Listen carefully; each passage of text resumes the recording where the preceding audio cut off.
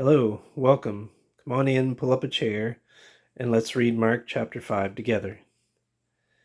They came to the other side of the sea, to the country of the Gerasenes, and when Jesus had stepped out of the boat, immediately there met him out of the tombs a man with an unclean spirit. And he lived among the tombs, and no one could bind him any more, not even with a chain. For he had often been bound with shackles and chains, but he wrenched the chains apart, and he broke the shackles in pieces. No one had the strength to subdue him. Night and day among the tombs and on the mountains, he was always crying out and cutting himself with stones. Verse 6, and when he saw Jesus from afar, he ran and fell down before him, and crying out with a loud voice, he said, "What have you to do with me, Jesus, Son of the Most High God? I adjure you by God, do not torment me." For he was saying to him, "Come out of the man, you unclean spirit."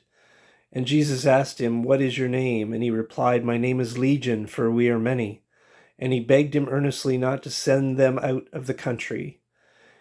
Now a great herd of pigs were feeding there on the hillside, and they begged him, saying, "Send us to the pigs and let us enter them." So he gave them permission, and the unclean spirits came out and entered the pigs.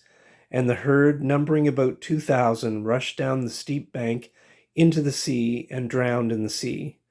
Verse 14, the herdsmen fled and told in the city and in the country, and when people came to see what it was that had happened, and they came to Jesus and saw the demon-possessed man, the one who had had the legion, sitting there, clothed and in his right mind, and they were afraid.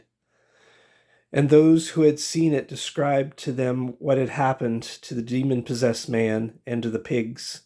Verse 17, and they began to beg Jesus to depart from their region. As he was getting into the boat, the man who had been possessed with demons begged him that he might be with him. And he did not permit him, but said to him, "Go home to your friends and tell them how much the Lord has done for you and how he has had mercy on you."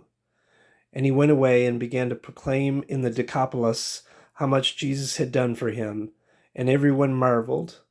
Jesus then went on, and when Jesus had crossed again in the boat to the other side, a great crowd gathered about him, and he was beside the sea. Then he came out of the rulers of the synagogue, Jairus by name, and seeing him, he fell at his feet and implored him earnestly, saying, "My little daughter is at the point of death. Come and lay your hands on her, so that she may be made well and live." Verse 24, and he went with him, and a great crowd followed him and thronged about him. And there was a woman who had had a discharge of blood for 12 years, and who had suffered much under many physicians, and had spent all that she had, and was no better, but rather grew worse. She had heard the reports of Jesus, and came up behind him in the crowd and touched his garment. For she said, "If I touch even his garments, I will be made well." Verse 29, and immediately the flow of blood dried up, and she felt in her body that she was healed of her disease. And Jesus, perceiving in himself that power had gone out from him, immediately turned about in the crowd and said, "Who touched my garments?" And his disciples said to him, "You see the crowd pressing around you, and yet you say, 'Who touched me?'" And he looked around to see who had done it. But the woman, knowing what had happened to her, came in fear and trembling, and fell down before him and told him the whole truth. And he said to her, "Daughter, your faith has made you well. Go in peace and be healed of your disease." While he was still speaking, there came from the ruler's house someone who said, "Your daughter is dead. Why trouble the teacher any further?" Verse 36, but overhearing what they said, Jesus said to the ruler of the synagogue, "Do not fear, only believe." And he allowed no one to follow him except for Peter, James, and John, the brother of James.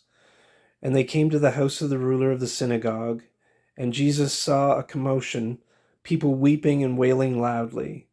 And when he had entered in, he said to them, "Why are you making a commotion and weeping? The child is not dead, but sleeping." And they laughed at him, but he put them all outside, and took the child's father and mother and those who were with him, and went in where the child was.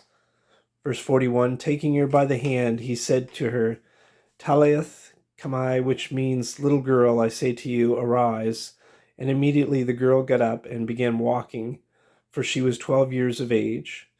And they were immediately overcome with amazement. Verse 43, and he strictly charged them that no one should know this, and he told them to give her something to eat. So here's some thoughts on Mark chapter 5.